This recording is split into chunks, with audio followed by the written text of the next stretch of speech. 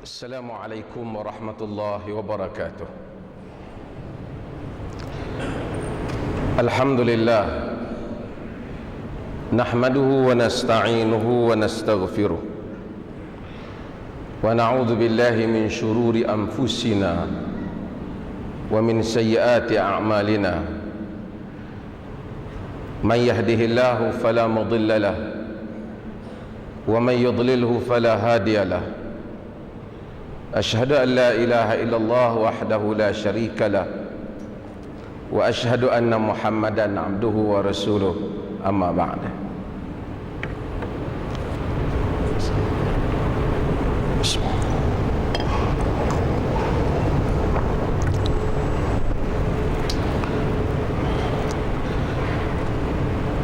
Saudara pengerusi yang dikasihi, yang berhormat Datuk Abdul Halim bin Hussein, Speaker Dewan Undangan Negeri Pulau Pinang.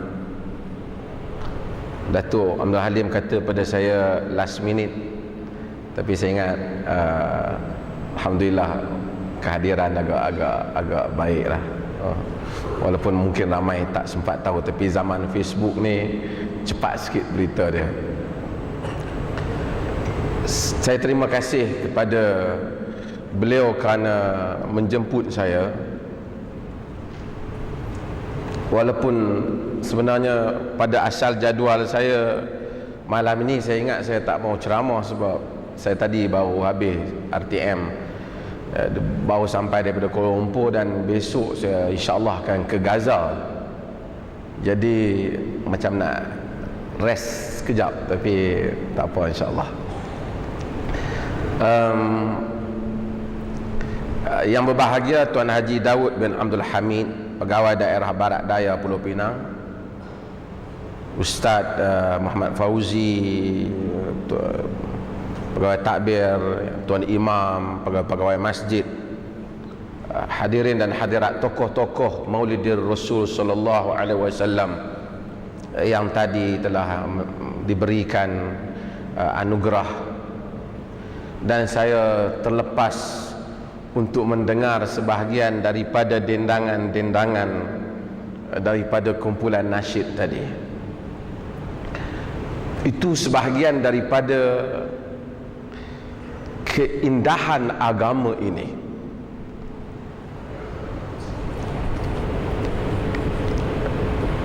Lagu-lagu yang awal yang dinyanyikan untuk Nabi sallallahu alaihi wasallam apabila Nabi sampai ke Yathrib, ke Madinah, Bani Najjar dan selain daripada mereka yang menyebut tala'al badru alaina,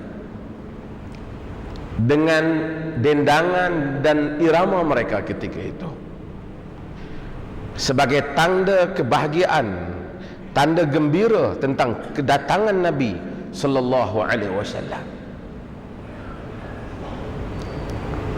Tapi oleh kerana Islam ini tidak hanya dianuti oleh orang Arab, ia dianuti oleh manusia yang berbagai kaum. Mereka mempunyai latar budaya mereka tersendiri, pendekatan hiburan mereka yang tersendiri. Dan kadang-kadang kita akan dapati apabila mereka mendendangkan balik apa yang didendangkan kepada Nabi, mereka mendendangkan dengan irama mereka yang tersendiri. Agama hidup dalam keluasan itu. Sebahagian orang mungkin kata, bolehkah bernasyid dalam masjid ni? Agama itu luas. Keluasan yang tidak menghentikan fitrah manusia. Fitrah, benda yang tuan-tuan, agama datang sebagai garis panduan. Dia menghalalkan yang halal, mengharamkan yang haram, tapi agama tidak akan mengharamkan fitrah. Fitrah ialah sesuatu yang manusia lahir dengannya. lelaki sukakan perempuan adalah fitrah. Agama tidak datang untuk mengharamkan hubungan seks antara lelaki dan perempuan. Cuma agama memberikan panduan. Sebab itu agama mengadakan hukum hakam nikah kahwin. Kerana itu fitrah. Manusia sukakan tempat yang cantik. Agama tidak mengharamkan kecantikan. Bahkan agama challenge, siapa yang berani haramkan kecantikan? Qul man harrama zinatallah allati akhraja li'ibadihi wat-tayyibati minar rizq. Katakanlah, siapa yang berani mengharamkan perhiasan Allah dan rezeki-rezeki yang baik yang dikeluarkan kepada hamba-Nya? Segala ikan di laut dihalalkan oleh syarak, binatang di darat dihalalkan oleh syarak, melainkan hanya beberapa jenis terlalu sedikit yang diharamkan oleh syarak.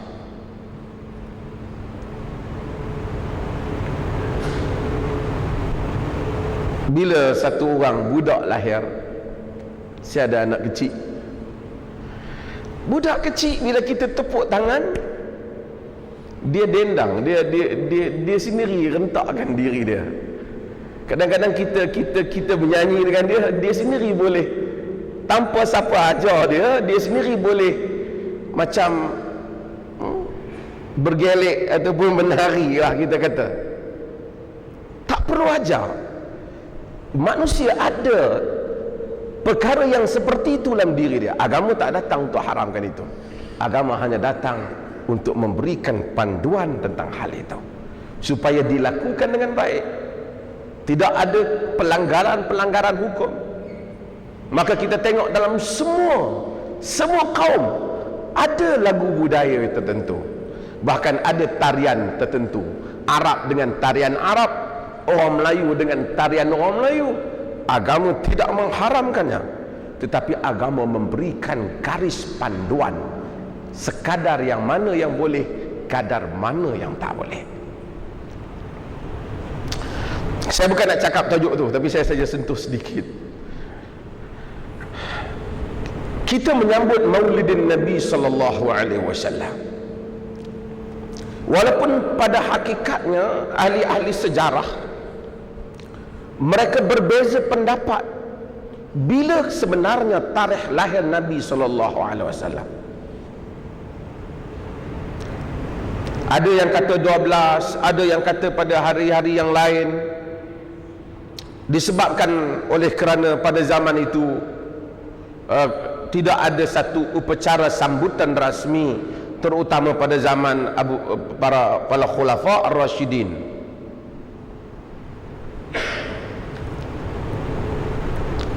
Maka berlaku perbahasan di kalangan sarjana tentang sambutan maulid itu dan ini. Saya tidak mau membincangkan perbahasan itu.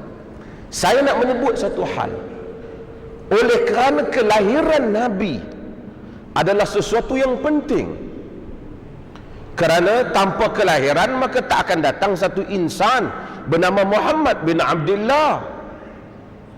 Maka orang Islam sebagai Muslim, kita seronok dengan kelahiran Nabi. Walaupun mungkin kita tak buat upacara tertentu, tapi kita tentu berbangga lahirnya Nabi sallallahu alaihi wasallam.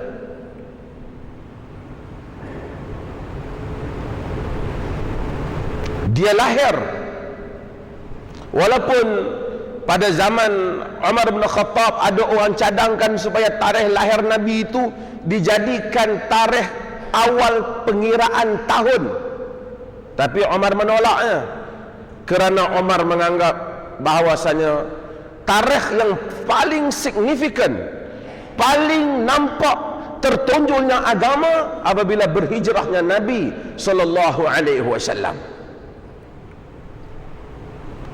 Hadirin dan hadirat sekalian, mukjizat terbesar Nabi, sebelum kita bincang tentang kelahiran supaya kita tak miss, mukjizat besar Nabi sallallahu alaihi wasallam adalah Al-Quran. Ramai orang bila cerita tentang kelahiran Nabi, dia cerita mukjizat api terpadam semua. Itu semua sebahagian riwayatnya ada, sebahagian riwayatnya tak ada. Sebahagian cerita-cerita kononnya masa Nabi lahir, burung-burung minta nak jaga Nabi, malaikat minta nak bela Nabi. Juga riwayat itu tidak benar. Ada riwayat cerita bahawasanya masa Nabi, malam Nabi nak lahir, unta-unta bercakap, bersembang dalam bahasa Arab tentang lahir Nabi. Orang Quraisy semua boleh dengar. Juga tidak ada riwayat yang benar. Tapi kelahiran Nabi ialah satu kebesaran. Kelahiran Nabi ialah satu kebesaran. Tapi apa mukjizat yang terbesar? Bukan kelahiran yang Allah beri pada Nabi. Pasal bukan semua orang tengok kelahiran. Kita tak dengar, kita tak tengok kelahiran, kita dengar cerita tentang kelahiran. Mukjizat terbesar Nabi SAW ialah Al-Quran. Al-Quran orang Quraisy tengok dan kita juga tengok. Orang Quraisy membacanya dan kita juga boleh membacanya. Sebahagian perkara yang ada dalam Al-Quran dipahami oleh orang yang kemudian lebih daripada orang dulu. Sekarang ada orang bahas tentang Al-Quran dan sains dan seumpamanya, yang mana para sahabat dulu tak bahaskan. Ramai orang baca Quran masuk Islam. Saya nak sentuh sikit poin ini sebab beberapa hari lepas, apabila bising kononnya di Pulau Pinang ini ada orang edar Bible. Jadi bisinglah. Orang kata bila orang Melayu baca Bible, maka nanti orang Melayu akan masuk Kristian. Saya pun terkejut. Ialah bukan kita setuju orang edar Bible, kerana dalam apa yang kita tahu, orang baca Bible bertambah keliru.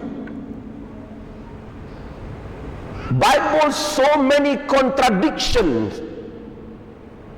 Terlalu banyak pertentangan di dalam Bible tu. Siapa boleh tengok, pergi ke YouTube, tengok Ahmad Didat bahas tentang macam-macam pertentangan dalam Bible. Sekejap kata 4,000, sekejap kata 40,000. Sekejap orang ni, sekejap nak bertukar-tukar. Old Testament langsung tak boleh touch dengan New Testament. Dia ada dua versi, Taurat dan Injil. Keliru. Saya tanya kawan-kawan orang putih, hampa baca Bible ni tak keliru? Dia kata kita jangan baca satu persatu, kalau tidak kita keliru. Kita ambil makna umum je, yang penting kita sayang kat Jesus. Kalau kita baca kita keliru. Dia itu yang kuat gereja, dia keliru. Herannya orang Melayu baca pergi masuk Kristian. Orang dia baca keliru. Tak apalah, kita bukan setuju orang edar, tapi mentaliti kita tidak seperti Quran. Ramai orang masuk Islam kerana baca Quran. Cat Steven tukar jadi Yusuf Islam pasal baca Quran. Maurice Bucaille, satu orang penulis, saintis daripada France, daripada Perancis, tulis tentang sains dan Quran. Bila dia kaji Quran, bahkan Maurice Bucaille, dia buat keputusan dia tak mau orang bagi tahu dia tentang makna Quran. Dia pergi mengaji sendiri bahasa Arab supaya dia sendiri boleh tahu Quran itu. Ramai orang baca Quran, kagum dengan Quran, masuk Islam. Ada sekumpulan bloggers. Mereka kata, saya cadang oleh kerana Bible timur, saya cadang. Saya kata kita bising apabila orang edar Bible. Kenapa tidak kerajaan yang, saya jangan takut, saya tak kempen parti politik. Kenapa tidak kerajaan yang hari ini bagi macam-macam kita dapat, saya tak dapat lah, tuan-tuan mungkin dapat bram apa macam-macam lagi lah kan. Ramai orang dapat 500, okey, baguslah rezeki.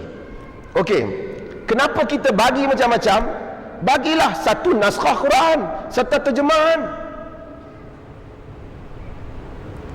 Kalau betul-betul nak memelihara akidah Islam ataupun nak promote Islam, nak kempen Islam, bagi kepada non-Muslim satu naskah Quran terjemahan. Ada orang kata nanti bahaya, nanti dia letak lebih kurang. Tak apalah, macam sebenarnya berbagai pandangan mazhab ada, tetapi kita bagi hak translation saja, hak terjemahnya, hak edisi, hak Arab tu tak ada dah. Kita bagi seorang satu. Saya ingat Datuk Speaker mungkin boleh cadang untuk Pulau Pinang, tapi kerajaan pusat patut buat. Barangkali kosnya kalau cetak banyak mungkin 2-3 ringgitnya. Berapa ramai non-Muslim yang hidup dalam negara ini sudah lama yang telah membaca Al-Quran, mereka mungkin tak dapat. Nak masuk masjid, mereka kata tak boleh. Tak dapat hidayah, masuk neraka. Nak main dengar ceramah, tak boleh. Nak baca Quran, dia kata tak boleh pegang pula. Pakai duk masuk neraka buta macam tu lah. Tuhan tidak sezalim itu. Pandangan Melayu kita yang zalim. Allah kata, wa ma kunna mu'adzibina hatta nab'asa rasula. Kami tidak akan mengazab sehingga kami menghantar rasul. Selagi satu orang itu risalah Islam tak sampai kepada dia, dia tak akan diazab oleh Allah. Silap-silap yang kita kata tak Islam tu, di akhirat dia selamat. Dia kata tak ada siapa bagi tahu kat aku. Pergi tanya dia kata hang tak boleh, hang jangan duk sebut nama-nama Allah ni. Nak baca dia kata hang tak boleh sentuh. Nak pergi masjid tumpang dengar dia kata hang tak boleh masuk. Saya tak tahu agama yang mana satu betul. Dia habaq Allah Ta'ala, lain kali dia terlepas, kita kena.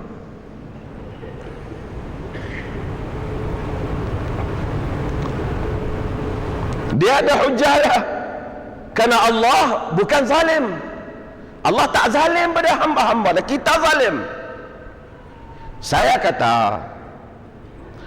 kata berilah kepada rakyat non-Muslim satu naskah Quran terjemahan sebagai salah satu bantuan satu Malaysia.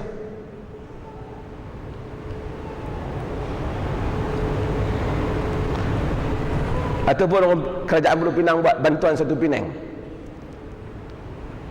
Ketika orang bising di Penang diedarkan Bible, kerajaan Pulau Pinang edarkan Quran untuk semua non-Muslim. Itu bukan pasangan agama, just as gift, satu hadiah. Boleh baca, cuma tak boleh salin. Kalau salin, dia kata orang bukan Islam tak boleh tulis Allah. Dia tak boleh salin lah. Kalau salin tertulis pula. Tu Malaysia kata lah.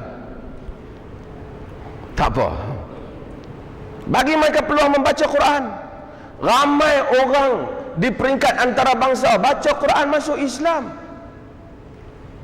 Kebanyakan non-Muslim dalam negara ini, they are educated people. Mereka orang yang berpendidikan. Kalau bagi kat mereka, mungkin mereka boleh baca, mereka boleh nilai. Kita asyik kata kafir kat orang. Kafir bermaksud dia disbeliever, unbeliever. Dia tak mau percaya. Tapi macam mana dia nak mau percaya? Dia tak pernah diajar apa yang patut dia percaya.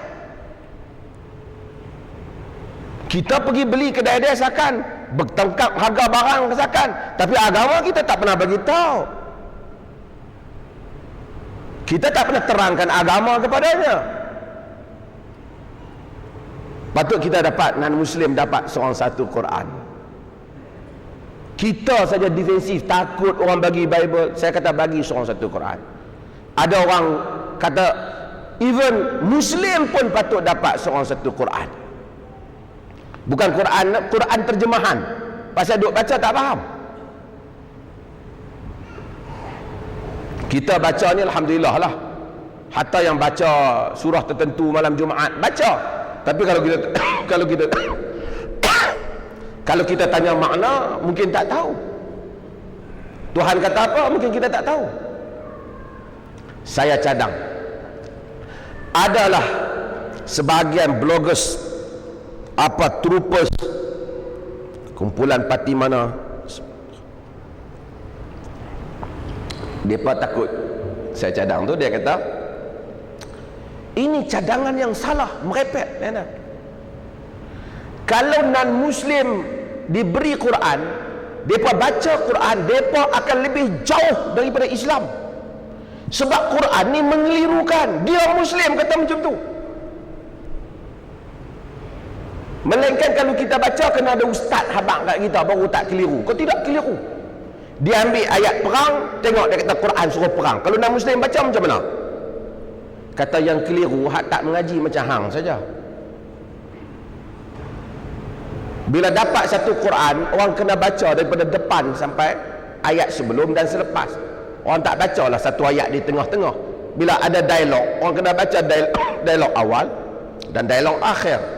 Ayat perang datang pada musim perang, ayat perdamaian datang pada musim perdamaian. Dia keliru tak pernah baca Quran. Dia takut kalau non-Muslim dapat Quran, mereka keliru dan jauh daripada Islam. Punya teruk mentaliti orang Islam. Sebab itu kita defensif. Sebab itu kita dalam keadaan sentiasa rasa, orang Islam dalam bahaya, orang Islam dalam bahaya, orang bagi Bible. Sepatutnya kita, orang bagi Bible, okey, kita buat keluar duit zakat kita, duit baitul mal kita, kita buat keluar duit jakim kita bagi balik Quran kat mereka. Kita tak fikir yang tu. Kita fikir kita nak demam ya. Dan lalu kita politikkan banyak isu dalam negara ini. Saya nak cerita, Quran adalah mukjizat yang paling besar yang Allah Ta'ala beri kepada kita melalui Nabi-Nya sallallahu alaihi wasallam. Saya nak sebut tentang Nabi. Apa yang ada pada Nabi Muhammad yang tak ada kepada semua pengasas agama lain?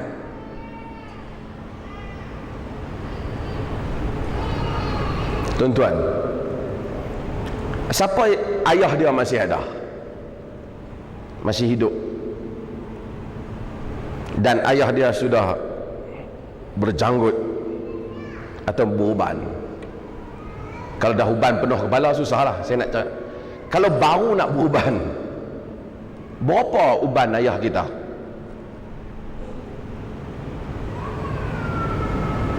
Kita siang malam duk tengok ayah kita kan. Kadang-kadang bukan saja uban, benda-benda biasa ayah kita tak tahu.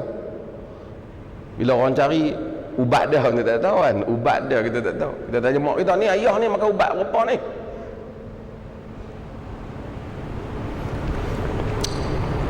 Yang dikatakan insan Muhammad bin Abdullah Rasul ni, sahabat riwayat tentang diri dia, sampai berapa helai janggut putih dia sebut dalam hadis. Kata Anas bin Malik, ma'adattu fi ra'si Rasulillah sallallahu alaihi wasallam wa lihyatihi illa 14 sya'ratan bayda. Riwayat Ibn Hibban. Aku kira uban putih, rambut putih di janggut, di kepala dan janggut Nabi tak lebih daripada 14 rambut. Anas kira, punya sayang kat Nabi. Tuan-tuan, bila kita kata Nabi sayang ni bukan paksa. Sayang, kita mungkin, anak kita mungkin terpaksa dengan kita, tapi mudah-mudahan anak kita sayang kita lah. Tapi kita kena jaga supaya dia sayang dengan kita, bukan kerana dia bergantung dengan kita. Kita pergi tengok orang besar, kita cakap elok, yang berhormat, saya sebenarnya, nampak macam sayang, tapi hati kita menyumpah, Allah, dia ni tak habis-habis lagi. Kita orang tak perasan, dia kata, tengok semua rakyat sayang kat aku. Mungkin dia tak sayang, dia bubuh gambar aku lah, mungkin terpaksa kan. Tapi sayang bererti bukan saja dia cinta, tapi dia ikut. Dia ambil berat tanpa orang suruh. Macam kita sayang kekasih kita, macam masa awal kita bercinta. Semua kita tahu, dia suka sabun apa, dia suka warna apa. Kita kahwin 10 tahun, kita tak tahu. Dah kita tak tahu, tak ingat. Hang suka warna apa, aku lupa dulu. Hak dulu kita ingat lah, masa dulu tak dapat lagi kan. Sahabat sayang kat Nabi, tak ada Nabi kata tolong kira janggut aku. Siapa kira janggut aku dapat allowance. Nabi tak kata. Siapa kira janggut aku sign subsidi bagi kata. Tak ada. Nabi tak kata. Tapi Anas kata, aku duk tengok Nabi duk kira janggut putih di atas kepala, rambut putih ni uban lah di kepala dan di janggut ni tak lebih daripada 14, kata Anas. Anas khadam Nabi SAW. Biasanya Anas bukan main Nabi tangkap dia khadam. Mak dia Ummu Sulaim bawa dia mari kepada Nabi SAW, kata Rasulullah ambil anak aku Anas ketika itu 10 tahun supaya khidmat dengan Rasulullah. Dia tolonglah angkat ayam apa kat Nabi. Dia sayang kat Nabi. Dia tengok Nabi. Dia kata Nabi ni tak pernah herdik, tak pernah. Kalau buat salah dia tak pernah kata pasal apa hang buat macam tu. Dia kata paling tinggi Nabi dah kata, Anas, aku rasa lebih baik kalau hang buat macam ni. Sampai kira. Sebab itu tuan-tuan, bila kita baca firman Allah dalam Quran dan setiap kali mari Maulidin Nabi orang akan baca, laqad kana lakum fi Rasulillahi uswatun hasanah. Sesungguhnya bagi kamu pada Rasulullah itu contoh yang baik. Tuan-tuan, kita tak tengok Nabi. Nak contoh ni orang boleh kita tengok, kita tak tengok Nabi. Tapi Nabi itu telah diriwayatkan begitu detail tentang diri dia. Kita akan tahu tentang diri Nabi lebih daripada kita tahu tentang bapa dan anak kita sendiri kalau kita baca hadis-hadis Nabi sallallahu alaihi wasallam. Quran kata ya'rifunahu kama ya'rifuna abna'ahum wa inna fariqan minhum la yaktumuna haqqan wa hum ya'lamun. Orang Yahudi itu tahu Nabi Muhammad sallallahu alaihi wasallam seperti mereka kenal anak mereka sendiri, namun sebahagian mereka menyembunyikan kebenaran sedangkan mereka tahu. Kita tak tahu janggut pak kita berapa, dalam hadis ada. Nabi suka makan apa, dalam hadis ada. Siapa pemimpin besar dunia, tuan-tuan beritahu, yang ternama? Kita tak cerca agama lain lah, tapi sebagai satu perbandingan, Buddha. Orang tak tahu detail dia. Apa yang diketahui tentang Buddha tak banyak sebenarnya. Dia tinggalkan family dia dan orang pun juga tahu apa jadi pada family yang dia tinggalkan itu. Pemimpin-pemimpin lain, hatta pemimpin moden, orang kaji tentang Hitler, orang kata Hitler ni ada macam-macam, tapi orang tak tahu apa dia, banyak detail tentang hidup dia orang tak tahu, padahal dia baru ya. Pemimpin kita sendiri kita tak tahu, dan dia pun tak mau orang tahu semua. Kalau dia tahu semua, masalah. Pasal manusia ada masalah. Hang kena tahu sikit-sikit dah tentang aku, hang jangan tahu semua dah. Kalau hang tahu semua kalut aku ni, main duduk depan macam saya ceramah ni elok lah, tapi kalau tahu betul-betul tak elok lah. Nabi Muhammad sallallahu alaihi wasallam orang tahu semua. Dia dengan isteri dia buat apa, hatta bagaimana dia mendatangi isterinya dalam melakukan hubungan seks, isteri dia riwayatkan, tak ada masalah, sebab mereka tahu kesemuanya ialah example, kesemuanya adalah contoh.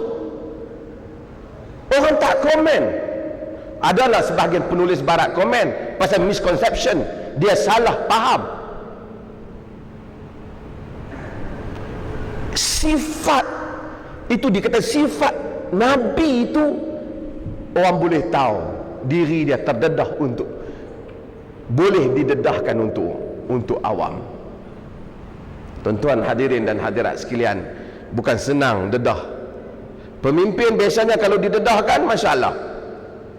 Sayyidina Umar bin Khattab radhiyallahu an, siapa yang nak jadi gubernur di bawah pemerintahan dia, masa nak masuk jadi gubernur, dia suruh bagi tahu harta hang banyak mana. Tamat jawatan gubernur, dia suruh kira balik bagi tahu lah banyak mana. Oh, dia lagi telus. Sebab tu kita kalau suruh semua pemimpin untuk mendedahkan harta yang dimiliki, demam.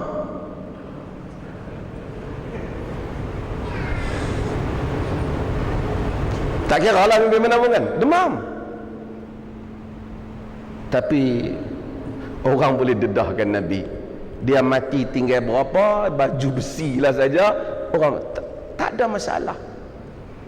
Kerana ini orang yang tuan-tuan, kalau Nabi ni Nabi reka, maksudnya dia saja-saja duk pergi mengaku jadi Nabi, dia tak buat benda macam ni, mesti dia akan ambil kesempatan supaya dia dapat nikmatilah.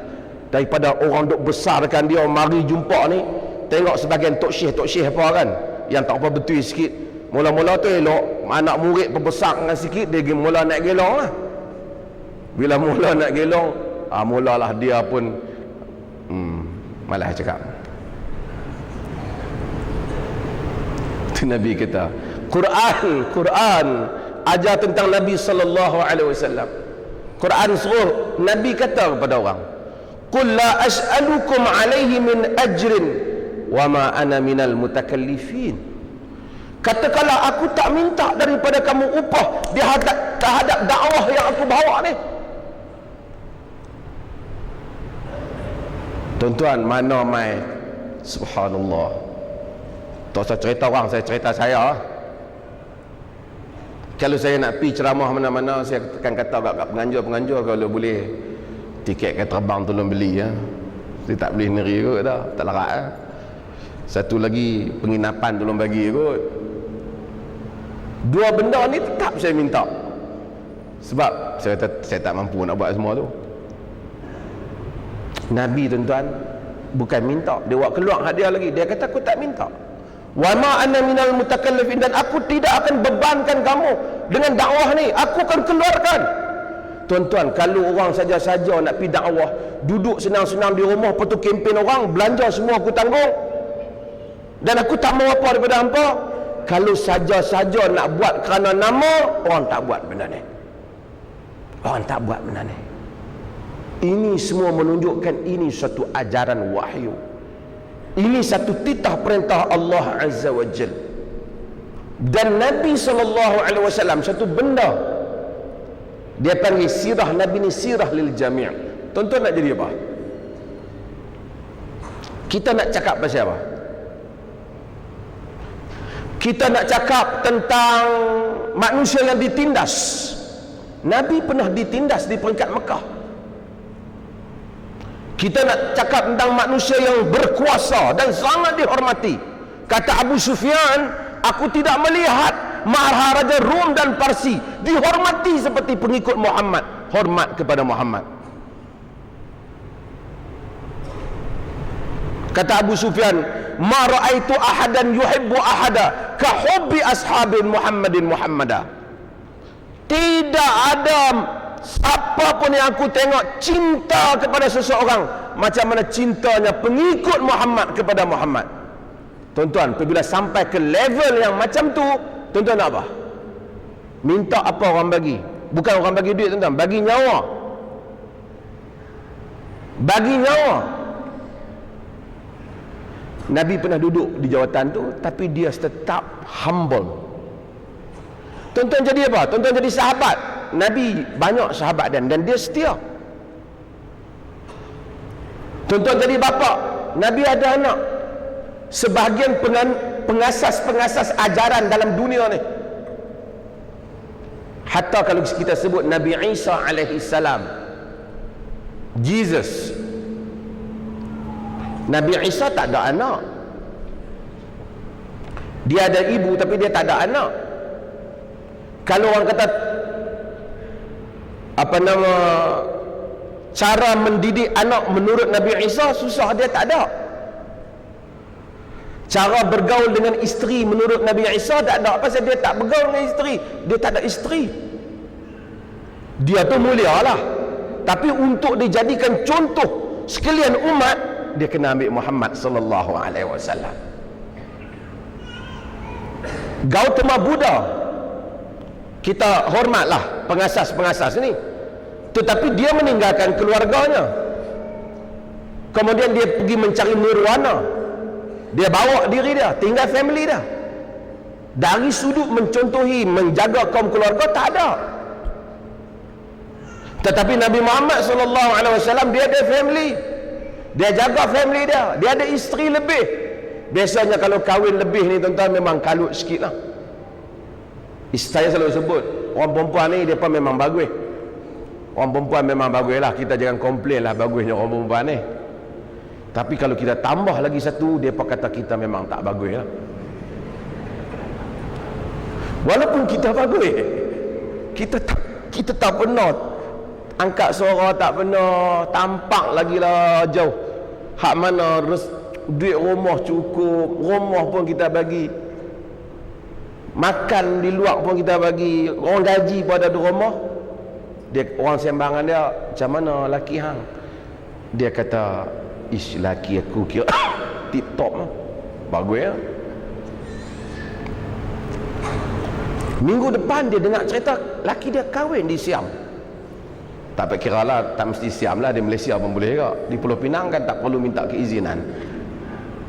Ni tahniah kerajaan negeri Pulau Pinang kerana tak perlu mintakan keizinan isteri pertama. Itu satu pembaharuan. Dulu dibuat di Perlis lah, dia jam sikit.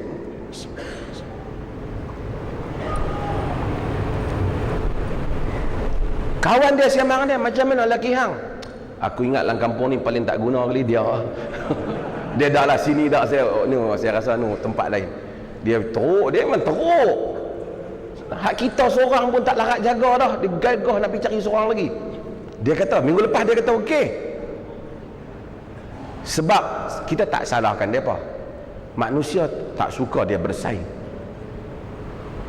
Antara semua isteri Nabi, kita baca dari segi sirah, yang paling cemburu Aisyah radhiyallahu anha, paling cemburu.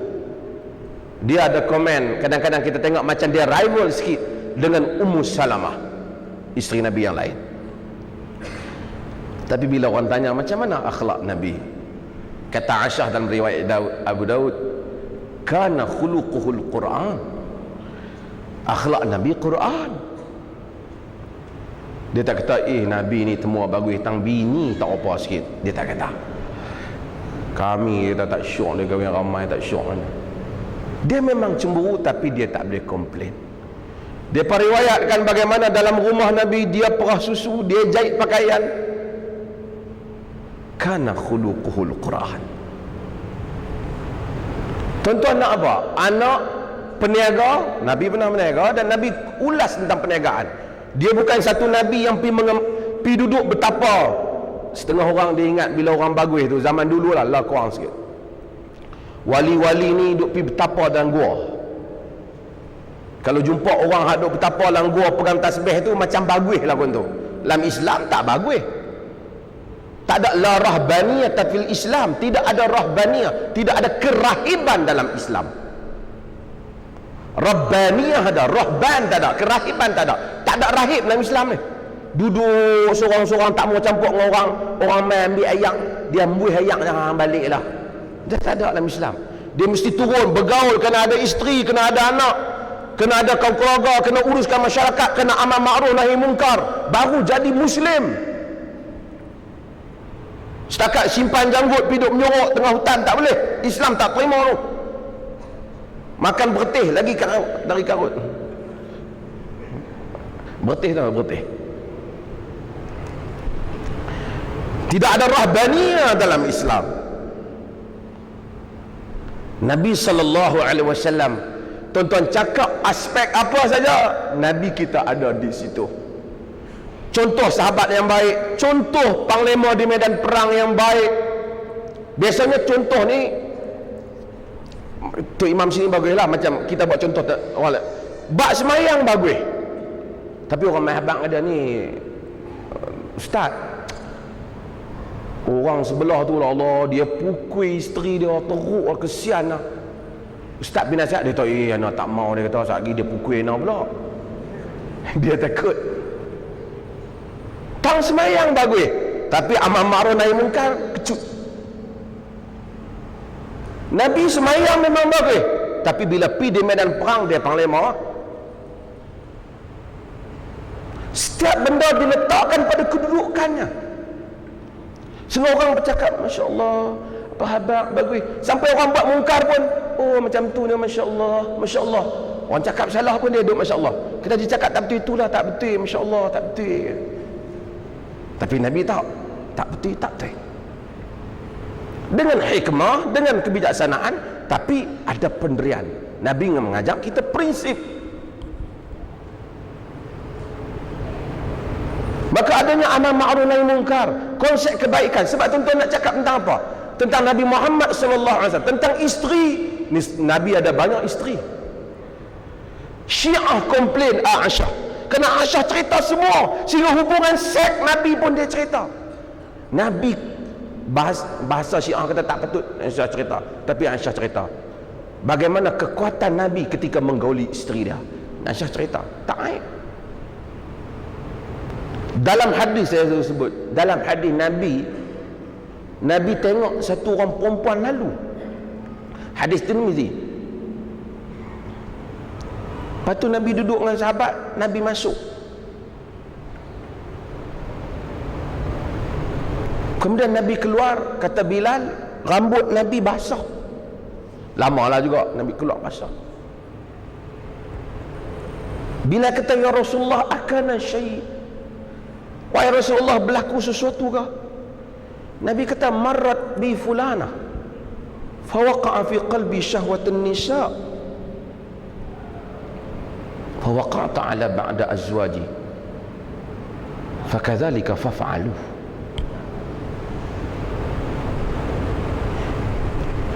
Nabi kata, tadi ada satu orang perempuan lalu timbul syahwat aku terhadap perempuan. Bila aku tengok perempuan tu, lalu aku pun mendapatkan isteri aku. Demikianlah kamu patut lakukan. Kalau orang salah faham, dia kata, tak elok cerita ni. Ni cerita yang elok. Nabi tidak hidup sebagai manusia yang sonsang. Nabi insan. Sebab tu Quran banyak ayat menyuruh Nabi mengulangi bahawa qul innama ana basyarun mislukum yuha ilayya annama ilahukum ilahun wahid. Katakanlah, aku ini manusia sama seperti kamu, diwahyukan kepadaku. Nabi bukan malaikat, Nabi manusia. Sebab tu kita boleh contoh Nabi. Kalau Nabi malaikat, Nabi tak makan, tak ada sunnah makan. Dia tak gauli isteri, tak ada sunnah gauli isteri. Maka Nabi SAW dalam hadis ni, Nabi tengok perempuan lalu. Hadis ni juga digunakan oleh para ulama untuk menunjukkan bahawasanya wanita pada zaman Nabi SAW tidak berpurdah. Sebab tu Nabi tengok muka. Nabi kata, timbul syahwat, aku dapatkan isteri kau. Orang kata, Nabi takkan tengok perempuan timbul nafsu. Kerana dia insan, dia lelaki normal. Tapi kalau satu orang lelaki tengok perempuan, saya tengok perempuan mana pun tak rasa apa. Kalut tu, tak normal tu. Bila dia tengok perempuan, dia rasa nafsu, dia normal. Tapi bila dia Muslim yang baik, dia bukan pilihan perempuan yang bukan bini dia, dia dapatkan isteri dia yang sah. Nabi kata, maka aku pun dapatkan isteri aku, kamu patut lakukan demikian. Kalau tengok orang perempuan jadi dah berkenan, balik dapatkan isteri kita yang halal. Sebab tu dia suruh isteri menghiaskan diri untuk suami. Kata, dan suami juga kena hiaskan diri untuk isteri. Kata Ibnu Abbas, tazayyantu di zaujati kama tazayyanat li. Aku bersolek untuk isteri aku seperti mana dia bersolek untuk aku. Kita tengok di jalan, Masya Allah punya lawa. balik-balik di rumah, ya Allah punyalah takut. Tak boleh lah. Mesti balik di rumah, isteri kita pun, Allah, aku pun tak korang lah yang ada di rumah ni. Bukan di rumah tu bukan parachute mai. Orang tiba-tiba, balik-balik rumah ada orang perempuan hadiah kat kita. Tak. Isteri kita yang cari dulu. Masa kita cari, kita kata yang ni perempuan paling lawa dalam dunia. Tu kita kahwin dengan dia. Pasal kahwin, cantik ni nisbi. Allah Ta'ala jadi mata kita, alhamdulillah, cantik nisbi, tuan-tuan. Kalau semua orang rasa cantik tu sama, kacau kita. Cantik ialah wanita yang berkulit putih. Kalau lah orang kata macam tu, kacau. Dia negro pakai tak kahwin. Allah Ta'ala jadikan nisbi, mata masing-masing. Kita ada isteri, bila timbul nafsu, balik dapatkan isteri. Nabi contoh dalam hal ini.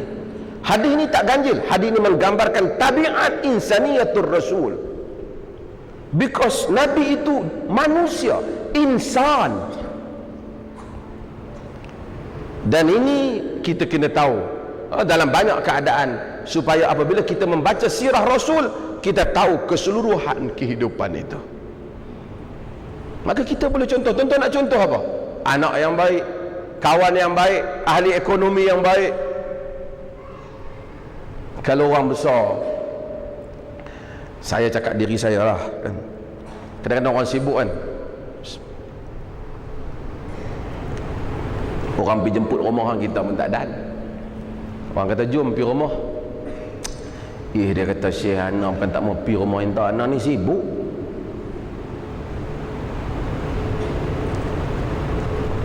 Nabi pun sibuk, tapi Nabi subhanallah, ini kata contoh kan. Kata Anas, Datuk Anas, nama dia Mulaikah. Dia jemput Nabi SAW pergi rumah dia. Dia buat makan, dia masak makan. Barangkali dia habang, Anas tolong panggil Rasulullah mai rumah, nak ajak Rasulullah makan. Dia panggil Rasulullah seorang saja. Tuan-tuan, zaman tu pun kita kena tahu, masyarakat bukan semua kaya, bukan dia boleh panggil semua orang. Sebab tu saya kadang-kadang kata benda ni, kita anak kita nak kahwin, dia tak mampu. Hang nak kahwin ni, hang ada duit, dia kata duit lah, nak belanja tu ada, hang kahwin. Kenuri, dia kata kenuri ada 400 ada, 400 yang dapat kenuri.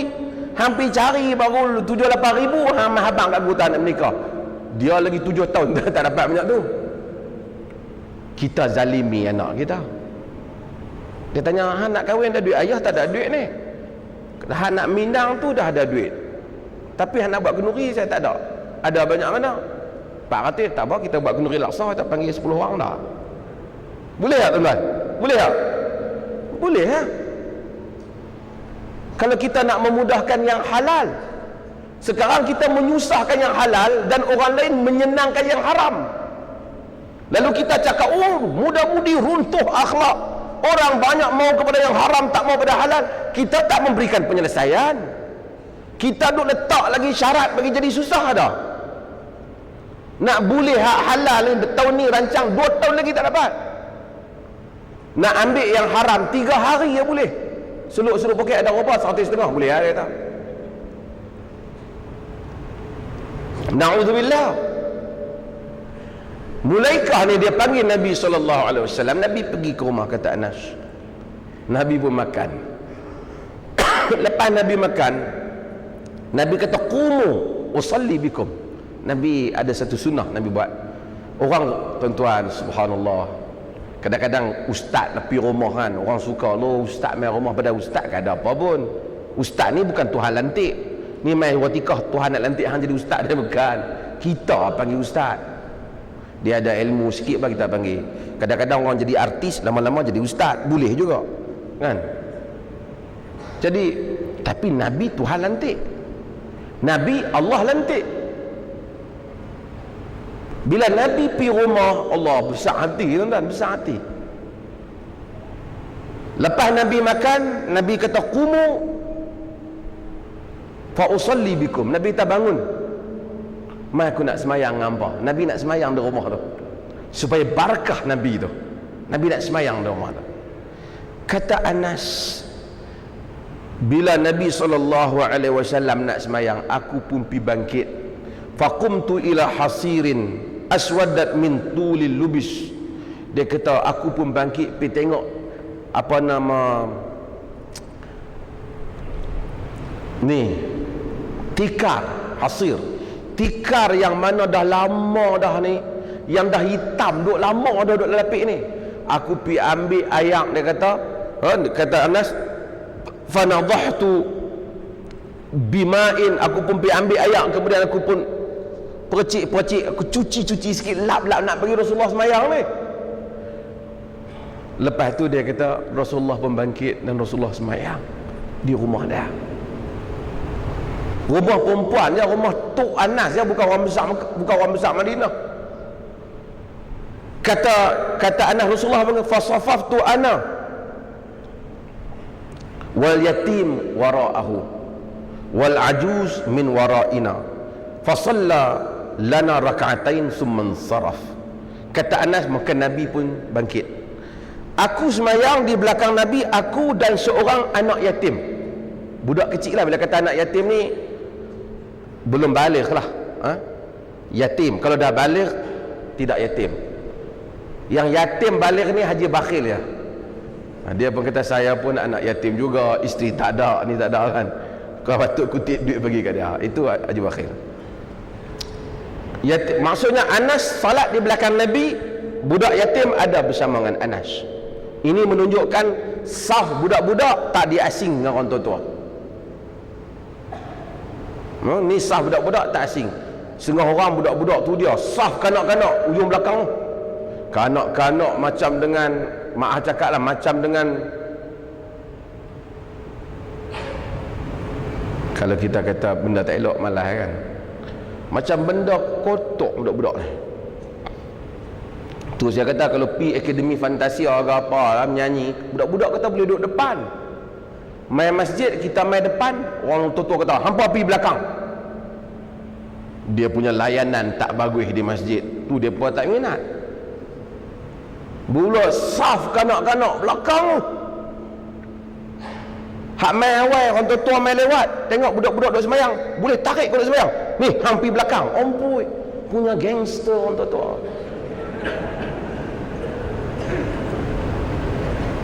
Kita tak ada rahmah, kita tak jadikan Islam itu menarik. Budak-budak rasa pengalaman yang tak bagus main masjid. Orang tua-tua semua sombong, lepas semayang mata duk tengok, hang nak siapa? Orang boleh tanya. Kita patut gosok Allah, bagus lah main masjid kecil-kecil, alhamdulillah, pakcik doa lah besar-besar untuk jadi orang bagus. Budak-budak baru main, dia pun kata ni, jangan duk bising kawan tak bising apa lagi, baru main. Baru main.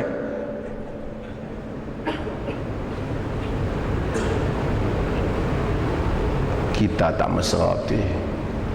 Kata Anas, aku pun bangun saf dan bersama dengan aku satu orang anak yatim dan wanita tua di belakang kami, yang ni orang perempuan saf yang di belakang.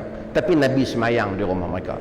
Nabi pun semayang untuk kami 2 rakaat, kemudian Nabi pun bangun dan pergi. Subhanallah, humbleness, dia punya kerendahan diri dah. Saya sebut beberapa tempat, saya ulang ini tuan-tuan yang sebahagian ikut saya sebut. Nabi manusia yang praktikal. Nabi, tuan-tuan, saya pun besok nak pergi Gaza. Kita ni orang Islam ni pasal Palestin ni macam-macam lah kita doa. Tapi Malaysia ni bagus lah, antara negara yang usaha macam-macam buat. Dunia Islam ni kalau nak ikut tempat yang mustajab doa dalam dunia ni, Masjidil Haram. Tu Imam Masjidil Haram ni punya doa kat Palestin supaya musnah Israel ni puluh tahun dah. Israel duk ada situ. Bahkan doa, ya Allah musnahkanlah musuh-musuh Islam yang masuk ke dalam negara Islam. Ya amin, amin, amin. Arab teriak lagi. Kita Melayu kata pasal apa dia teriak, kita tak faham. Teriak jugalah kita pun. Mau belajar bahasa Arab sikit. Tapi Allah tak tolong bukan sebab doa tak mustajab. Kita tidak memenuhi keperluan dalam hidup ini yang menjadi sunnah Allah kepada alam ini. Saya selalu repeat same point banyak tempat. Apa dia? Allah tunjuk dua contoh yang menarik. Satu, Isra' Mi'raj. Bila Allah jemput Nabi pergi Isra' dan Mi'raj ke langit, Allah sediakan kenderaan untuk Nabi, Borak. Borak datang sekelip mata sampai ke Masjidil Aqsa. Daripada Masjidil Aqsa naik ke Sidratul Muntaha sampai balik ke Mekah. Oh, hebat. Bukan dekat ni tuan-tuan, antara Mekah dan Palestin. Saya dulu duduk di Jordan. Kita naik bas daripada Amman dekat lagi pada Palestin. Tu pun 2 hari lah, berbelah-belah jam sampai sangkut dengan border apa. Dekat 2 hari baru sampai. Cuma syok duduk atas bas kan, ramai-ramai. Allah sediakan Borak. Nabi pergi dan balik boleh cerita kat orang Mekah. Orang Mekah ada yang percaya, ada yang tak percaya. Allah perintahkan Nabi untuk hijrah. Hijrah penting. Hijrah untuk menyelamatkan umat Islam. Tapi Allah tak hantar Borak. Allah suruh Nabi pergi sendiri. Kan kalau Allah hantar Borak kan cepat. Nabi naik Borak daripada Mekah pergi ke Madinah, suruh dia orang pula duk sambut tala'al badru alaina. Dengan Nabi naik Borak lagi depa tengok hebat. Dia kata kenderaan pun kira ada kelas. Tak? Nabi kena sewa lagi Abdullah bin Uraiqah. Nabi kena ajak lagi, dia bukan Muslim, tolong kena menyorok lagi di Gua Sur. Kena keluar pelan-pelan baru nak boleh sampai ke sana tu. Seminggu perjalanan sampai ke Quba dulu, rehat sat ke Quba, beberapa hari kemudian baru pula pergi ke Madinah, ke Yathrib. Pasal apa tak sediakan Borak? Sebab ini adalah tanggungjawab yang dikongsi oleh semua manusia. Kita tuan-tuan tak disuruh untuk buat Isra' Mi'raj. Kalau kita jumpa Tok Imam malam esok, Tok Imam ada kerja, dia kata malam esok minta maaf, saya tak boleh buat apa, malam esok Isra' Mi'raj, saya nak kena pergi buat Isra' Mi'raj sikit ni. Tok Imam nak buat di mana ni? Tak ceramah Isra' Mi'raj. Tak. Saya macam dengan Nabi ya, malam esok saya nak pergi Masjidil Aqsa dan kemudian saya nak naik ke Sidratul Muntaha. Kita tak disuruh. Dia kata pasal apa Tok Imam doa je? Nabi buat, Nabi hijrah, kita hijrah. Dia Isra' Mi'raj, kita pergi lah. Tok Imam tak terlibat dengan Isra' Mi'raj. Kita tak difardukan untuk Isra' Mi'raj. Kita beriman dengan Isra' Mi'raj, tapi kita tak disuruh buat Isra' Mi'raj. Tetapi hijrah, berpindah dari satu tempat ke tempat yang lain. Apabila Islam ditindas, suasana tidak mengizinkan kita mengamalkan Islam, itu suatu kewajipan yang semua orang kena buat. Kalau Nabi pergi dengan Borak hari itu, orang kemudian tak akan pergi. Orang kata Nabi tak apalah, hijrah ada Borak, kita ada apa? Kita Borak saja boleh lah. Maka Allah suruh Nabi dia pergi dalam keadaan biasa. Sebab itu dalam semua keadaan orang lontar Nabi, dia cedera, pipinya luka, giginya patah, darahnya turun sampai ke tumitnya. Orang bunuh orang yang dia sayang, Hamzah, dia sedih, dia alami semua perasaan, sehingga kita tidak ada choice, kita tidak ada pilihan untuk kita kata Nabi tak apalah, buat apa pun tak jadi apa. Kita ni no. Nabi telah meninggal, orang-orang yang dia sayang telah keluar, dia keluar daripada Mekah dalam keadaan yang sedih. Wallahi innaki la ahabbal ardi ilayya, sesungguhnya engkau adalah bumi yang paling aku sayang, wahai Mekah. Jika tidak kerana pendudukmu mengeluarkan aku tak keluar daripada engkau, wahai Mekah. Nabi sayang Mekah, tanah tumpah dia sayang. tapi dia terpaksa ikut peraturan. Kemenangan mesti mengikut peraturan kemenangan. Bila nak berlaku perang Badar, kelengkapan tak cukup. Nabi sujud, Nabi minta Allah tolong. Sahabat 313, nak lawan 1000 tak ada pengalaman ni.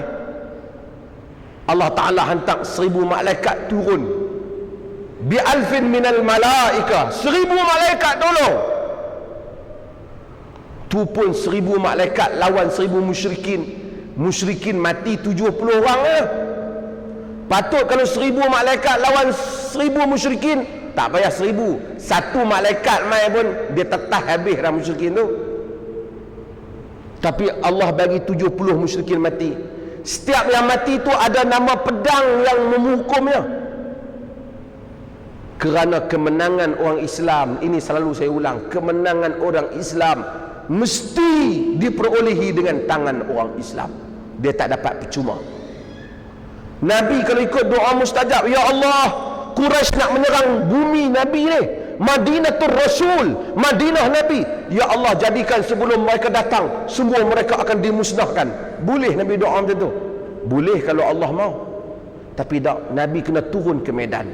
Ada kala Nabi kalah sebab sahabat tak dengar cakap. Seperti perang Uhud, mati orang yang Nabi sayang, Nabi sendiri cedera. Boleh tak Allah kata, ya Allah angkatlah bukit Uhud benam atas kepala mereka? Nabi doa mustajab, Nabi doa mustajab. Tapi itu tak berlaku. Kemenangan mesti dapatkan dengan tangan sendiri. Tu imam Masjidil Haram ke, tu imam Masjid Nabi, setakat doa orang Islam tak buat apa, Allah tak bagi kemenangan. Hak tu ya. Allah tak bagi. Nabi dia pun dia tak bagi.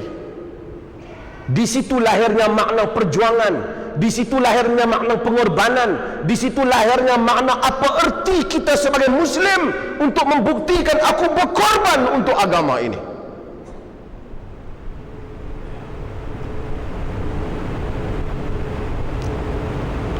Hadirin dan hadirat, maka Nabi, apa yang ada kepada Nabi membolehkan kita semua mencontohi Nabi.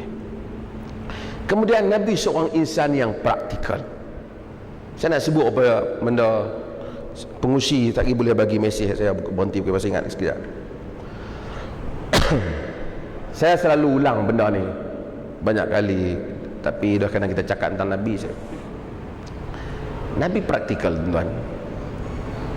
Nabi raih perasaan orang. Tuan-tuan, sebahagian Nabi bukan pembunuh, tapi mereka tampil memerangi Nabi. Ada orang-orang yang mati di tangan pedang, dengan pedang Islam, bisaifil Islam, dengan pedang Islam. Maksudnya sahabat bunuh. Sebab apa? Bukan sahabat pergi bunuh mereka di rumah mereka. Mereka keluar main ke Badar, mereka keluar main ke Uhud, mereka keluar main ke Khandaq. Lalu berlaku peperangan, mereka mati. Sebahagian yang mati tu, pak mereka mati, anak-anak mereka menganut Islam. Pak mereka perang dengan Nabi, anak mereka menganut Islam. Contoh siapa? Banyak contoh. Antaranya Abu Ubaidah Al-Jarrah. Bapa dia perang, dia terpaksa bunuh bapa dia sendiri. Ada yang dia tak bunuh, sahabat lain bunuh. Tuan-tuan, bila perang ni anak duduk balik ni, Allah tuan-tuan, subhanallah, saya selalu sebut orang Arab tuan-tuan sangat fanatik kaum, bukan sangat fanatik ni, kabilah Asabiah puak. Saya selalu ulang benda cerita ni. Kalau tuan-tuan pergi ke negeri Arab negeri Gulf, bukan Arab ni kita ni kadang-kadang tak, orang Melayu ni dia tak apa, bukan semualah, setengah orang Melayu dia tak pandai beza. Dia duk ingat macam Iran tu, dia ingat Arab. Iran bukan Arab, Iran Parsi. Kadang-kadang Pakistan jual kapet pun dia kata Arab juga. Itu bukan Pakistan, bukan Arab. Yang tu, sebab tu kalau kita pergi negeri Arab, dia tanya nak nasi biryani Pakistan kan nasi biryani Arab. Dia bang Arab ni dia ada, Pakistan pun dia ada fanatik, dia ada tribes. Sebab tu geng-geng Amerika nak lawan mereka hak duduk di gunung-gunung tu cukup payah. dia akan protect mana-mana orang yang ketua kabilah dia kata kita kena protect. Bukan senang dia orang nak penetrate, nak masuk ke kabilah-kabilah tu. Arab ni dia, tuan-tuan kalau bawa kereta, tuan-tuan langgar satu orang di jalan mati, orang Arab di Negeri Teluk, tuan-tuan panjang cerita. Bukan cerita dengan dia bukan cerita dengan bini dia, satu kabilah nanti main masuk campur. Lebih baik tuan-tuan habang tak boleh, polis tangkap saya bubuh dalam penjara lu membukir. Payah mereka ni. Dia sangat fanatik kaum. Dia ada nama, sebab tu nama dia di belakang-belakang ada nama dia. Al-Ghamidi, Al-Qudah, Al-Khalidi, macam-macam nama kabilah dia ada. Orang Melayu dia tak ada. Sebab tu orang Melayu dia kurang fanatik sikit. Baguslah di sudut tu. Kita tanya hang nama apa? Bin. Pak dia. Pak hang nama apa? Tok hang, tok saya nama Tok Nek hang. Tok Nek saya tak silap nama. Tok Nek dia ada keliru. Ni Tok Cai hang. Tok Cai saya dah tak tahu dah. Saya tak tahu. Depa kata Tok Cai saya orang sini, depa kata orang lain. Dia tak tahu, padahal baru tuan-tuan Arab disimpan silsilah. Bin dia semua. Tuan-tuan buku marhaban kawan. Semua bin Qusay, bin Kilab, bin sampai ke atas semua bin. Dia punya fanatik. Sebab itu kalau bergaduh dia sentiasa bela puak dah. Tapi bila dia boleh sokong Nabi pi berkawan dengan puak lain, berperang dengan keluarga sendiri, Allah, benda yang orang Arab tak mampu lakukan. Tapi kerana Islam telah berlaku hal ini. Bila musuh menyerang, bila mati tuan-tuan, macam Abu Jahal, Abu Lahab, Abu Jahal umpamanya, ada anak dia masuk Islam seperti Ikrimah. Bila orang duk bersembang, orang cerita Allah Abu Jahal tu kutuklah hak geng-geng mati ni. Nabi tahu sebahagian hak mati tu anak-anak depa ni Islam duk dengar ni orang duk bersembang kata ni. Nabi kata apa? Nabi kata la tasubbul amwat fatu'dzul ahya. Dalam hadis riwayat Al-Imam Tirmizi dan At-Tabarani, Nabi kata jangan cerca orang mati, nanti sakit hati orang hidup. Padahal mereka dah terima lah bapak mereka tu memang lulu lawan Islam. Walaupun dah bapak mereka lawan Islam, tapi bila orang duk cakap tentang buruk tentang bapak mereka ni, anak-anak mereka ada, Nabi tak bagi kutuk orang kafir hak mati tu, takut sakit hati anak-anak dah. Nilai. Lepas tu saya sebut tadi berapa kali, Nabi Yahudi lalu, jenazah Yahudi lalu, Nabi bangun. Riwayat Abu Daud, Nabi bangun. Orang kata ya Rasulullah, innahu Yahudi. Wahai Rasulullah, jenazah Yahudi tu bukan orang Islam.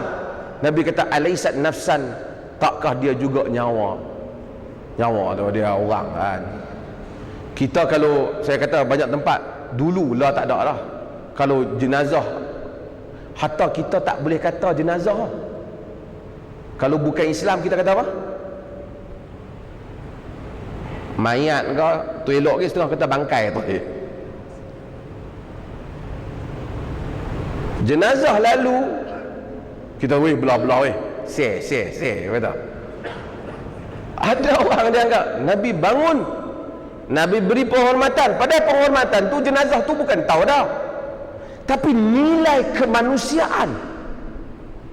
Oleh kerana itu manusia, dan Nabi berinteraksi dengan manusia. Nabi kata dia juga nyawa, maka kita bangun hormatlah. Jadi sebab tuan-tuan kalau kereta jenazah lalu kan, kita pun bagi dia lorong sikit tepi, kita bagi dia lalu, kita pun tak piduk bersaing dengan dia. Itu sunnah. Orang kata Allah tu bukan Islam tu yang anak hormat apa sangat. Nabi hormat.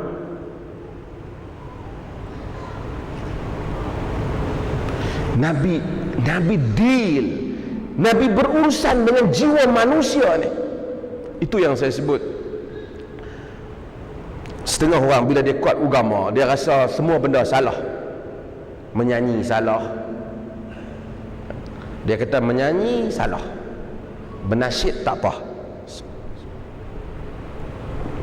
Saya selalu tanya, apa beza nasyid dengan menyanyi?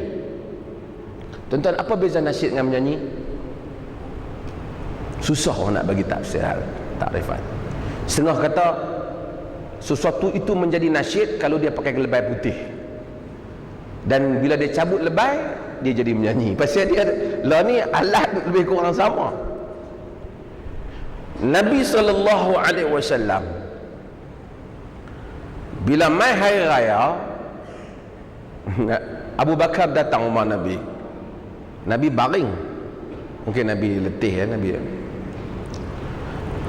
Abu Bakar masuk dan Abu Bakar tengok ada dua orang gadis, kawan Aisyah ke siapa ataupun Jariyah, dia menyanyi dalam rumah Nabi. Nabi tak ada, rumah Nabi bukan besar. Dan rumah Nabi tu attach, nah, rumah Nabi tu bersangkut dengan masjid. Tuan-tuan pergi umrah, tuan-tuan tengok kan rumah Nabi yang mana yang kita tengok tempat makam Rasulullah sekarang tu, itulah rumah Nabi sallallahu alaihi wasallam. Dan dia pun menyanyi. Abu Bakar marah, amizmaru syaitan fi baiti Rasulillah, suara setan dalam rumah Nabi, suara syaitan dalam rumah Nabi.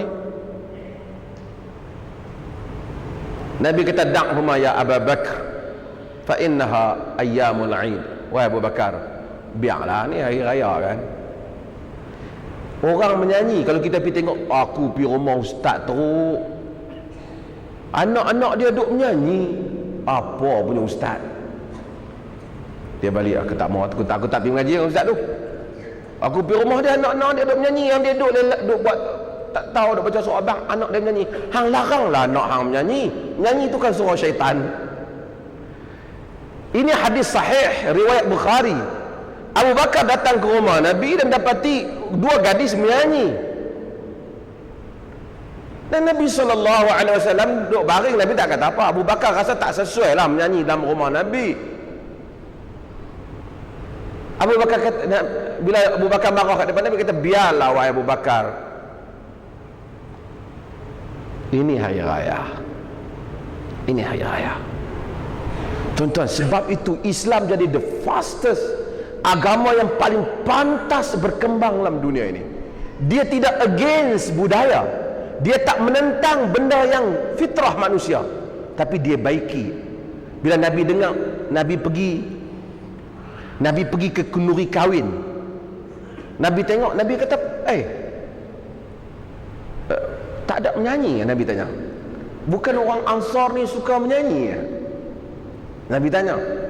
Dia pun mula ingat mungkin Rasulullah datang tak sedap menyanyi aku kan. Jadi dia tengok Aisyah, tak ada, dia orang tak menyanyi, bukan dia orang ni suka menyanyi. Nabi suruh dia menyanyi pasal ni hari gembira. Cuma bila dia menyanyi, dia ada sebut benda yang salah masa dia menyanyi. Dia kata, wa fina nabiyyun ya'lamu ma fi ghad. Di sisi kami ada seorang nabi, dalam lirik dia tu, yang tahu apa yang nak berlaku besok. Nabi kata, yang ni jangan kata hak tadi, yang ni jangan kata.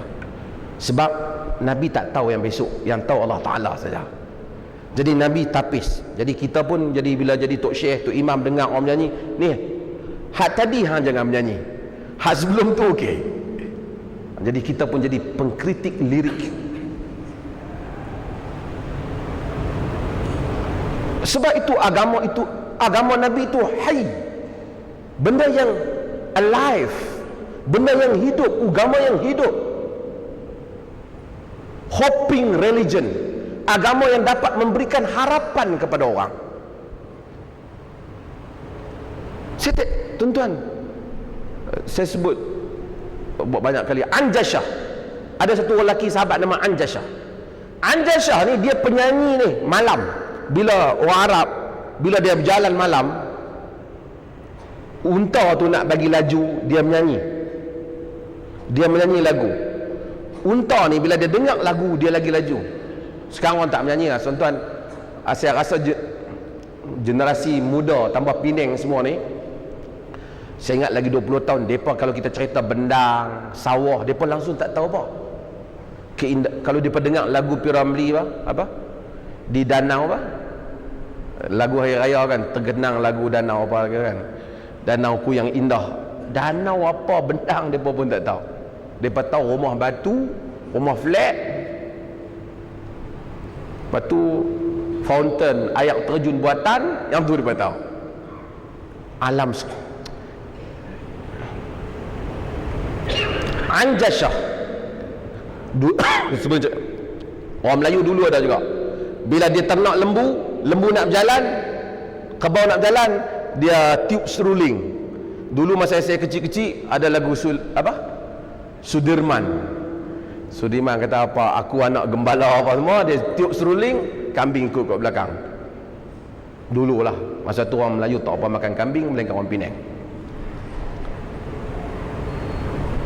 Anjashah dia hadi ni bila dia menyanyi unta berjalan lebih cepat. Ni dalam hadis Muslim. Dia menyanyi.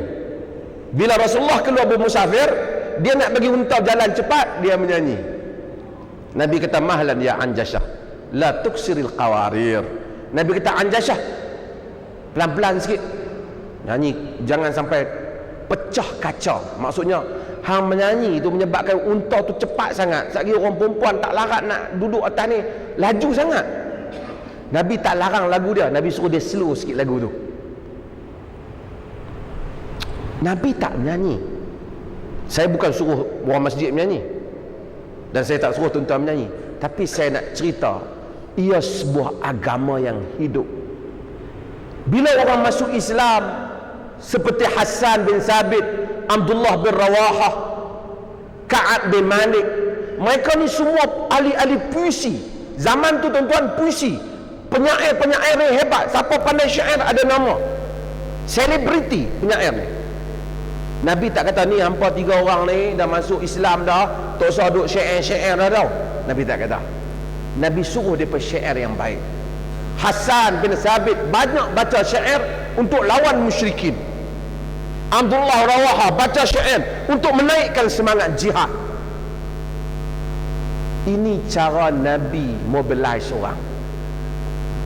Dan kita juga orang Islam kena ambil iktibar daripada benda ni. Ramai pakar di masjid ni, kalau kita tengok macam-macam pakar, kalau tanya hang bidang apa, tapi kadang-kadang dia main masjid, dia tak tahu dia nak sumbang apa. Saya ni, dia kata bidang ni tak tahu nak sumbang apa, main mayang boleh lah. Kita tak mobilize, kita tak bagi peranan. Apa saya boleh buat? Assalamualaikum Datuk Imam, saya boleh buat apa? Saya punya kepakaran yang ni, saya boleh tolong apa masjid. Kita tak ada. Ada mungkin masjid ada, tapi saya ahli majlis agama Islam Perlis masih lagi. Saya selalu sebut, satu masjid satu kepakaran. Itu kita sedang buat projek di Perlis lah, dengan Raja Muda Perlis. Satu masjid satu kepakaran. Masjid ni umpamanya kita bagi kepakaran dia tentang sejarah Islam, kita ambil satu kepakaran. So siapa nak tahu tentang, dia ada library tentang sejarah Islam, dia akan collect benda ni. Siapa orang muda nak tahu tentang sejarah Islam, main masjid ni, buku sejarah dia ada. Umpama masjid hak seberang sana, dia tentang ekonomi Islam. Masjid hak satu lagi tu, dia tentang bidang lain pula. Masjid ni umpamanya kalau ada 2-3 masjid ni, dia punya servis dia kepada masyarakat. Dia ada satu orang guru matematik bagus jemaah dia, dia kata saya ni apa nama, hang kerja apa? Saya ni cikgu sekolah ni. Cikgu apa? Cikgu matematik. Boleh tak main mengajar matematik dalam masjid? Ustaz mengajar lepas maghrib, hang mengajar lepas isyak. Pasal biasanya orang rasa hak boleh duduk di depan ni ustaznya. Tak. Tuan-tuan, dalam hadis Nabi, orang Sudan Allah, lebih 5 minit sikit. Tu malah tengok mikrofon dua. Orang Sudan, dia pun buat pertunjukan pedang dalam masjid, lembing. main dalam masjid Nabi. Tuan-tuan jangan duk main silat dalam masjid ni, terkoyak kapet. Pasal zaman tu dia tak ada kapet kan, depa pasir, depa main. Dan orang ramai lepas semayang duk tengok. Dalam sebagian riwayat kata hari raya Adha, hari raya haji, depa main tarian pedang, tarian lembing. Bukan tarian lah, dia macam apa tuan-tuan panggil orang main silat tu, hak bunga tu, bukan lawan sungguh pun, main dah. Dia kata dalam taekwondo dengan karate, tuan-tuan panggil apa, bunga lah kot lah.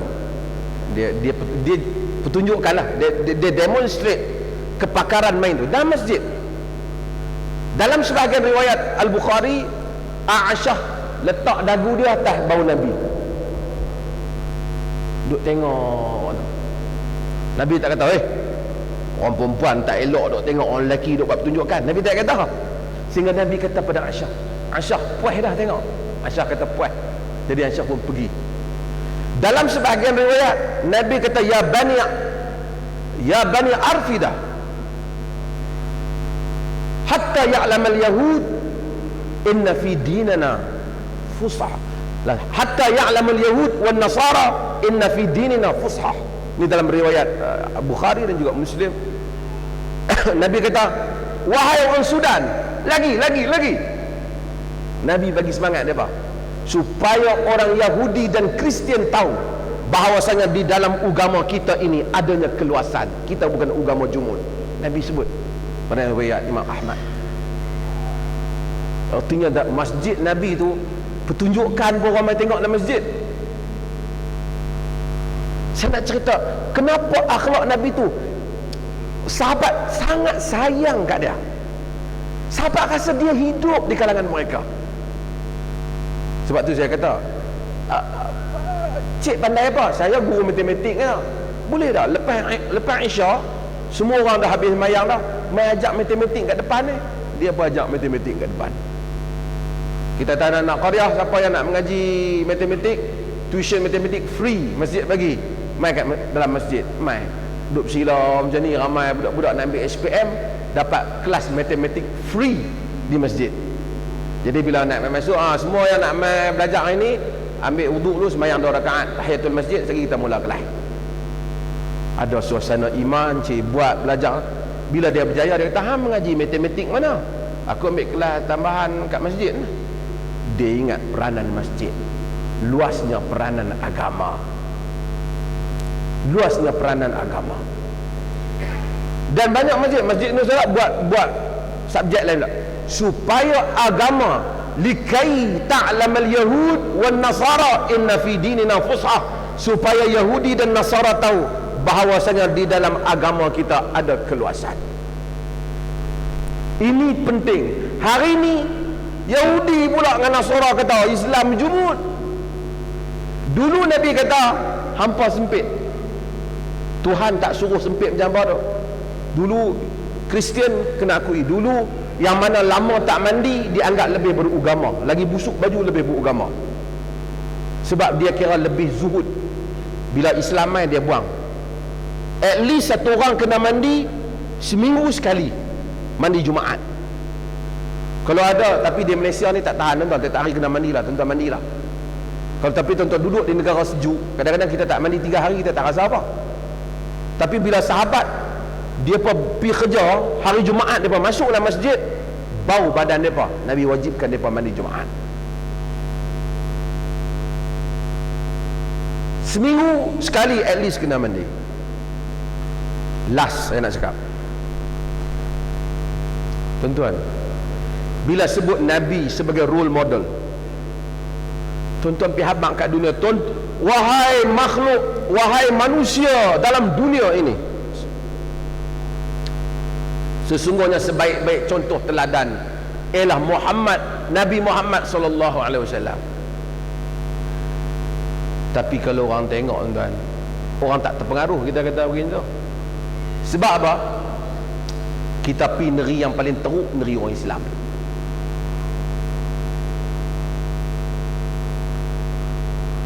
Kebersihan sebahagian dari ajaran Islam. Orang Islam ni bersih tuan. Nak semayang kena ambil uduk dulu. Tak sah semayang tak ambil uduk. Bukan boleh pergi masuk macam tu. Kebanyakan agama sebahagian tak kisah. Saya tengok ada agama yang ada ablution, seperti sebahagian ajaran Shinto. Saya tengok tempat mereka di Jepun. Tapi orang Islam ni, kalau nak semayang ni tengok aku rasa belaju hang belakang tu kena tak cicak ke apa? Oh, kita pun mana? Allah. Padahal sikit dia. Sebahagiannya fik, maafkan pun. Punya jaga kebersihan. Tapi pi tengok tandas masjid teruk.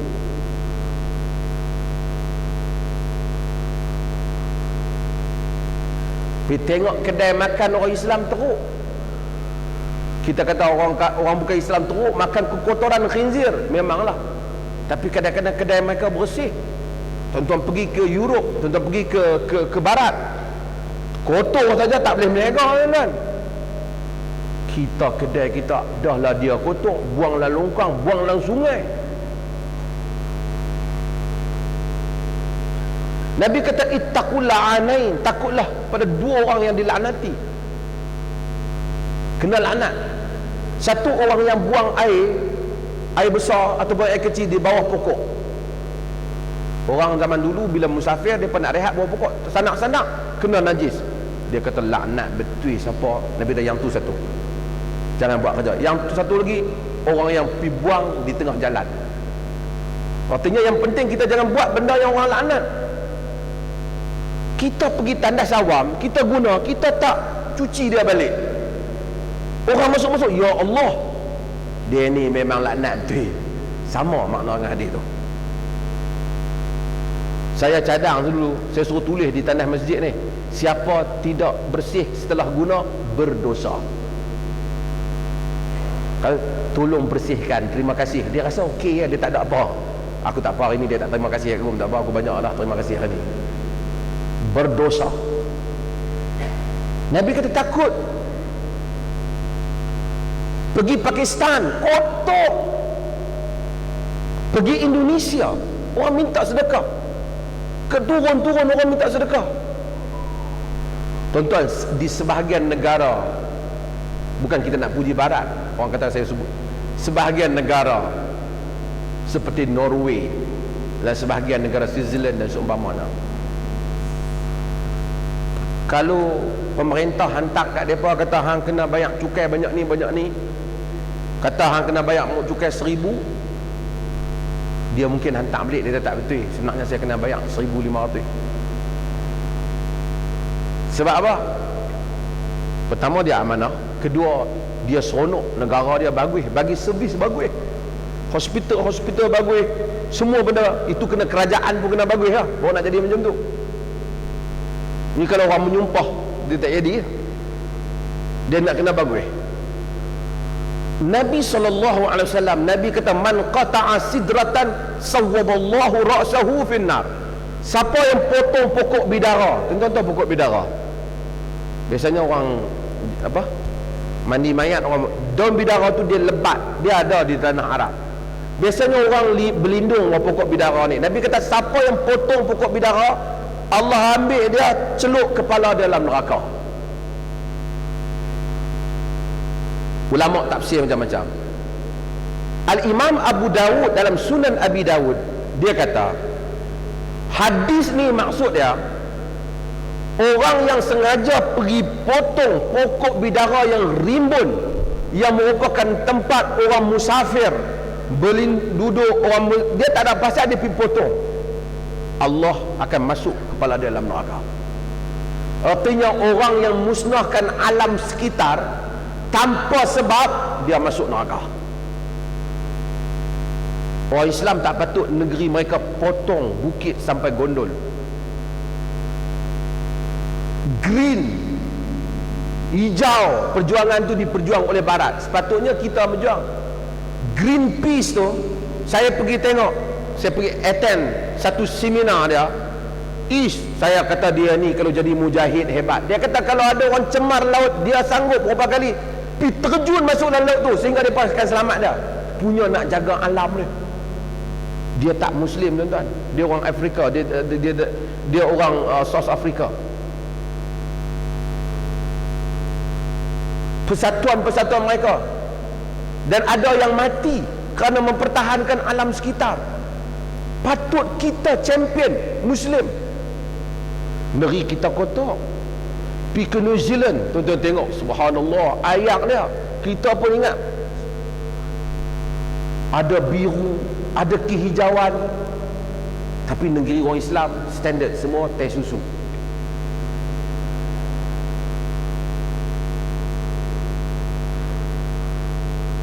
Di segi alam kita ada kebersihan.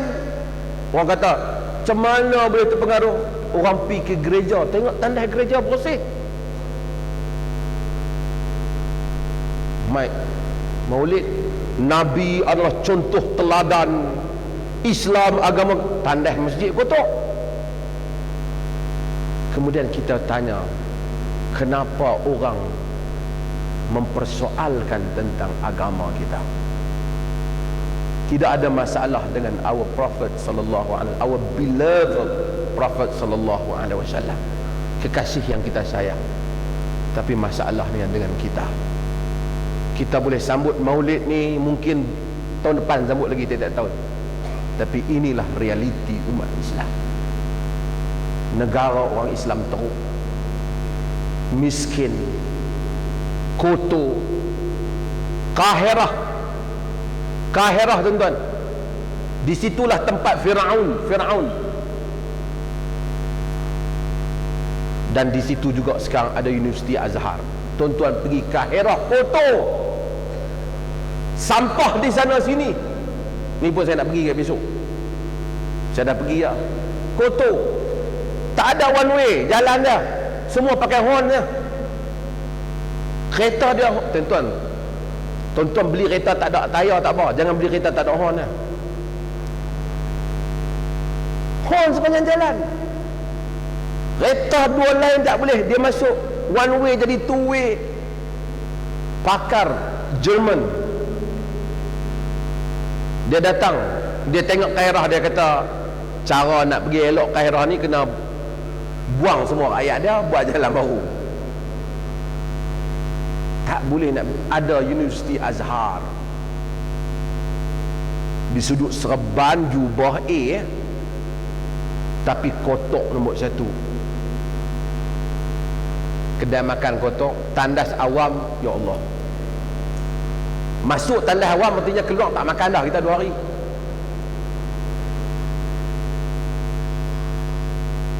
Saya kata kat kawan-kawan, kalau Firaun bangkit balik, dia kata, aku merintah elok dambah.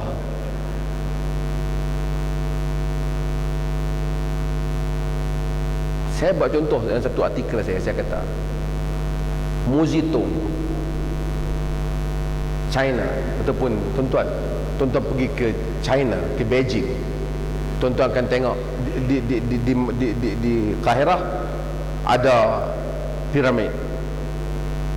Di Beijing ada Great Hall, ada tembok besar Cina, Great Wall, ada tembok besar Cina. Tapi dulu teruk. Sekarang tuan-tuan pergi mayat Muzitong ni bukan percaya Tuhan. Orang hak pergi memuliakan dia pun jenis tak percaya Tuhan juga lah. Tuan-tuan pergi kat medan Tiananmen tu, tuan-tuan akan tengok orang berapa kilometer berbaris. Elok ya nak tengok mayat Muzitong. Bukan ada pahala pun, tapi dia tahu berbaris. Dan China bersih. Saya kata kalau Maharaja Cina dulu bangkit, dia kata tak apalah, hangpa merintah lah, hangpa bagus daripada aku lagi. Tapi orang di Mesir, tuan-tuan turun di airport dia, barang nak bawa balik, dia akan minta tips wajib ni. Saya bawa balik satu benda tak ada apa, kacau, dia kata tak boleh, dia suruh saya buka. Saya kata siapa nak buka, tak ada apa, tadi scan nampak, tak boleh. Dia buat macam ni, bagi dengan harga, terpaksa bagi. Tak bagi, dia tak mau bagi, baru boleh jalan. Tuan-tuan nak kereta bas kat Mesir, bas tak boleh jalan. Siapa tak jalan ni orang bunuh dah. Kenapa dia tak boleh jalan? Pergi seluk sikit, bagi orang bergenih ke dia, bom, start jalan. Bila atas rasuah sampai ke bawah rasuah, sekarang harap dia berubah. Naik bah tak kerti beratok. Padahal ada agama ajak sahabat. Allahu Akbar, Allahu Akbar. Tuan-tuan, amazing umat Islam. Tuan-tuan, kita pergi ke Mekah, bukan kita kenal ni Pakistan, Turki, Arab, kita tak kenal. Tapi bila tuan-tuan pergi ke Mekah, qamat saja, tuan-tuan tengok orang masuk ke dalam masjid, boleh buat saf. Bukan pernah duk berlatih, buat rehearsal, latihan nak buat saf, tak pernah. Tapi orang Islam dah biasa semayang dalam saf ni, mereka tahu nak buat saf. Bagus kan tu, hebat kita tengok didikan Islam. Tapi orang Islam ramai yang gagal di Arab nak beratuk naik bah.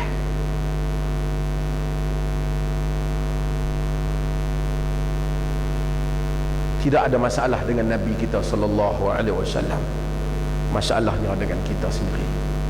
Mudah-mudahan Nabi ini bukan jadi slogan, dia benar-benar akan menjadi ikutan kita. Sehinggalah kita tidak akan selesai masalah orang Islam ni dengan sekadar kita kata tahun ni pun kita ada Nabi contoh teladan, besok Nabi contoh panduan, besok Nabi wasatiyah, besok Nabi macam-macam lagi lah. Tapi hakikatnya ajaran ini bukan suatu slogan, tapi ia adalah satu penghayatan. Terima kasih banyak kepada pihak penganjur dan minta maaf saya terlebih masa. Mudah-mudahan Allah Ta'ala rahmati kita. Sekian, wassalamualaikum warahmatullahi wabarakatuh.